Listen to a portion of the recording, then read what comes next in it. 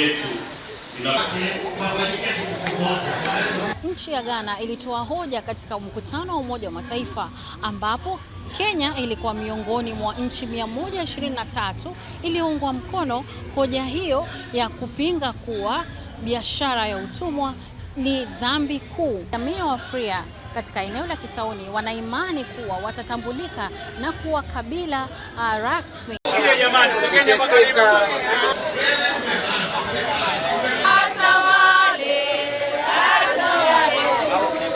That we are given, but we don't take because God intervened.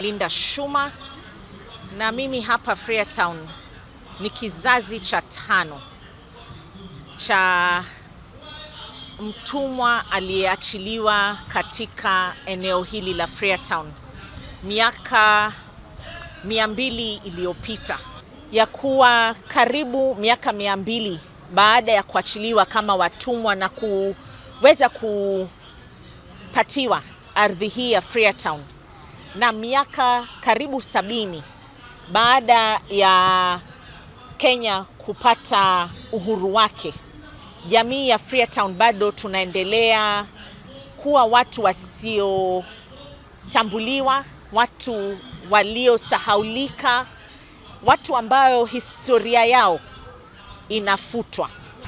Vijana wetu katika jamii ya Freetown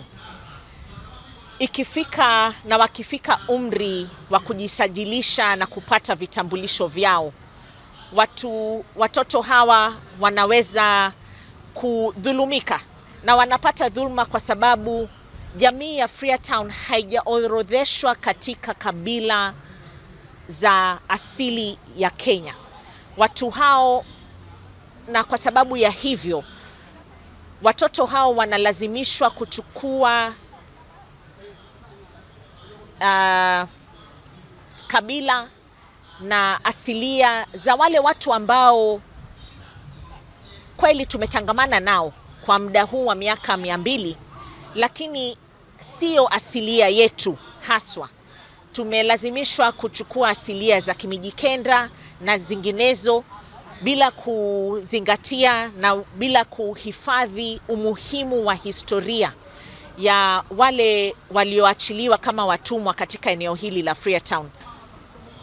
Katika muda huu historia ya wale walioachiliwa kama watumwa inaenda ikifutiliwa mbali. Ardhi tuliopewa kama jamii ya wale walioachiliwa hapa kama watumwa inaenda ikimegwa polepole. Jina langu ni Archdeacon Douglas Ojwang.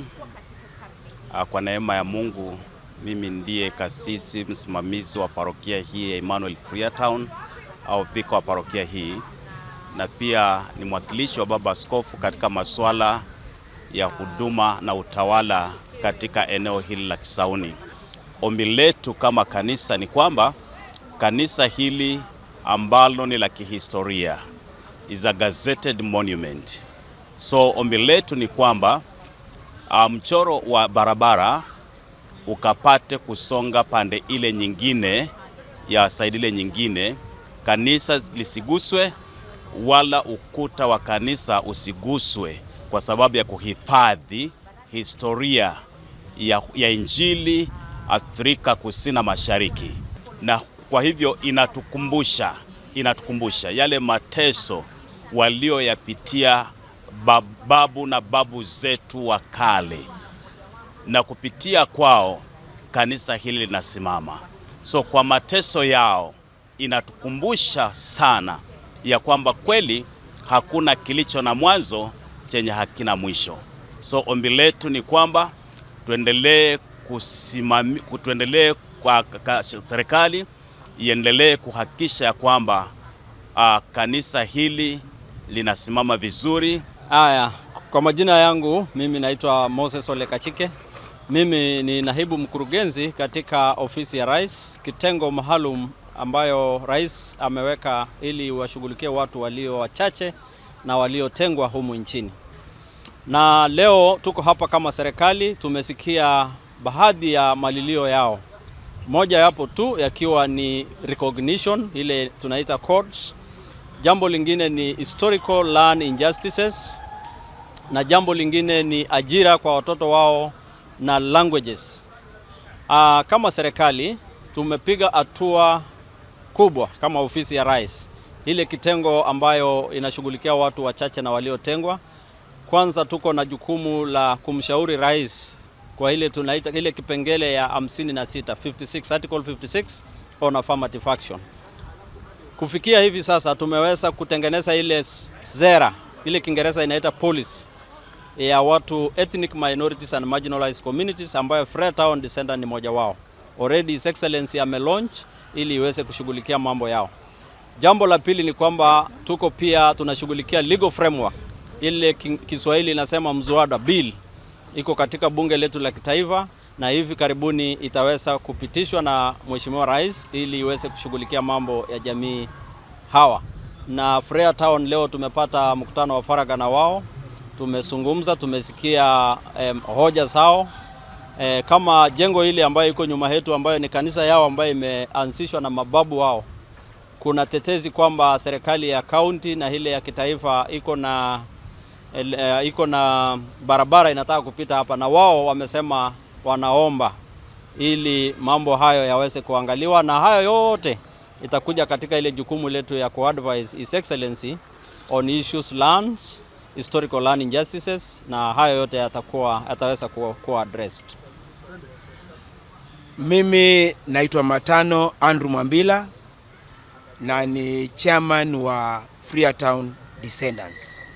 Tumekuwa na kongamano ama ibada ya ukumbusho wa abolishment ya slave and slavery. Slave trade ilikuwa ni ile watu wanauzwa kama mbuzi, na slavery ni ile wakati wamechukuliwa wamepelekwa kwenye mashamba huko Amerika, India kufanya kazi kama watumwa. Sasa leo sisi tunasherehekea na tumekuja kwa ibada kanisani hapa ili tuje tuombe, tumshukuru Mwenyezi Mungu kwa kutuweka miaka hiyo 200 hadi wakati huu.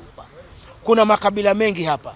Kuna watu kutoka Tanzania, Wangoni, kuna watu kutoka Rhodesia, kuna watu kutoka Ivory Coast, kuna hata Wakamba, kuna Wanyasa, kuna watu kutoka Zambia. Wale wote walipoletwa hapa waliwekwa katika hali ya kiculture ya wazungu.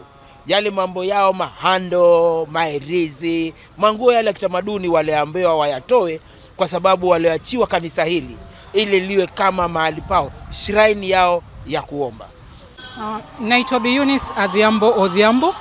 Nafanya kazi na vuguvugu la Africans Rising.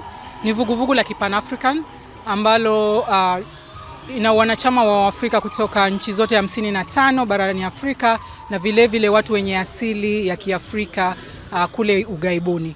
Mimi nafanya kazi hapo kama ofisa wa urejesho. Kuna harakati za kufuatilia zile serikali za Kiomani ama Oman Arabs ili waweze kukubali kuwa kwanza waliwakosea hii jamii ambayo tuko nayo, alafu vile vile waweze kuwafidia kwa yale yote walioyapitia kama watumwa kwa sababu ya ile biashara ya utumwa. Pia tunasaidia kwa kuweka kumbukumbu kwa kucelebrate siku kama hizi ambazo ziko katika kalenda ya Afrika. Wapatane na mke wake kwa